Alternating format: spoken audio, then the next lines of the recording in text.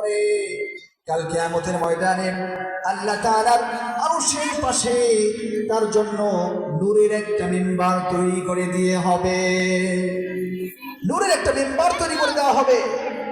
সে নূরের মিম্বারে বসে দিব্যি আনন্দ চিত্তে সেই কঠিন মুহূর্তে আল্লাহ তাআলার আরশের নিচে ছায়া পাবে। বলেন সুবহানাল্লাহ, জোরে বলো সুবহানাল্লাহ। তোমরা কি খাবার খাওনি? আওয়াজ কোথায় তোমাদের? লিল্লাহি তাকবীর, নারে তাকবীর, আল কোরআনের আলো। বুঝছেন? তোমাদের আওয়াজ আরো জোরে হতে হবে। আল কোরআনের আলো, আল হাদিসের আলো। আল্লাহ তাআলা কোরআনের বাণী কখনো মিথ্যা হওয়ার সুযোগ নেই। আল্লাহ তাআলা আদল ইনসাফের নির্দেশ করেছেন। যখন এই আদল হয়ে যাবে, ইনসাফ হয়ে যাবে, দেশের মধ্যে শান্তি বিরাজ করবে। আমরা এই দেশের মধ্যে শান্তি চাই তো? চান কি চান না? আমরা শান্তি চাই। শান্তির জন্য আমাদের ঘরে, সমাজে, রাষ্ট্রে, সর্বস্থানে আদল ইনসাফের প্রমাণ পেশ করতে হবে। আমাদের ভাই হাদি, শহীদ ওসমান হাদির কথা আপনারা ভুলে গেলে চলবে না। এই বাংলার জমিনকে ন্যায় বিচার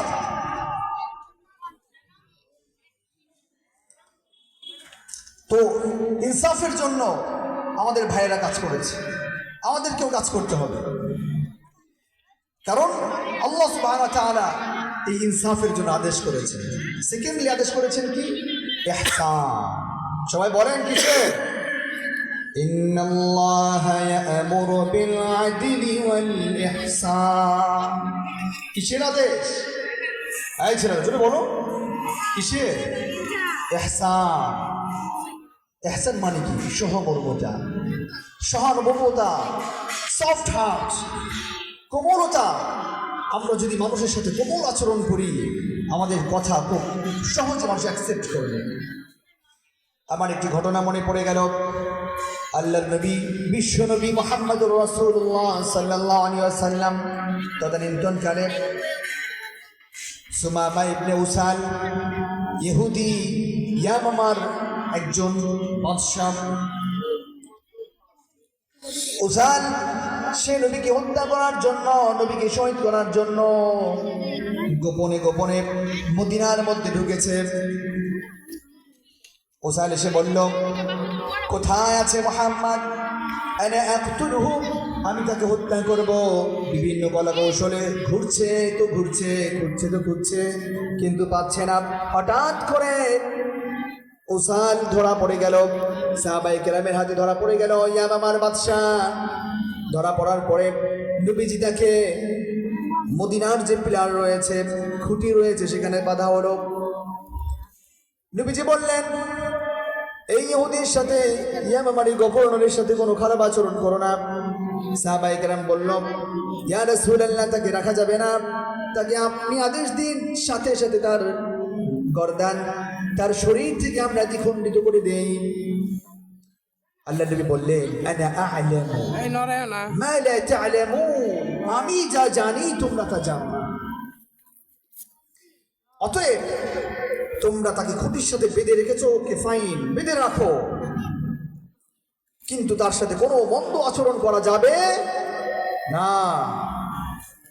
একজন ইহুদি নবীকে হত্যা করার জন্য এসেছে, কিন্তু তার সাথে কত কোমল আচরণ, সফট হার্টেড, কত কোমল আচরণ করছেন নবীজি। বলছেন তাকে কোনো আঘাত করা যাবে না, প্রহার করা যাবে না।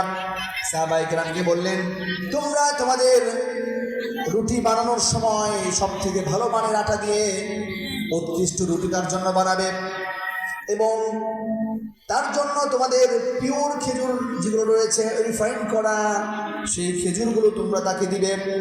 সবাই অবাক হয়ে গেল, হাউ ইম্পসিবল, এটা কি করে সম্ভব?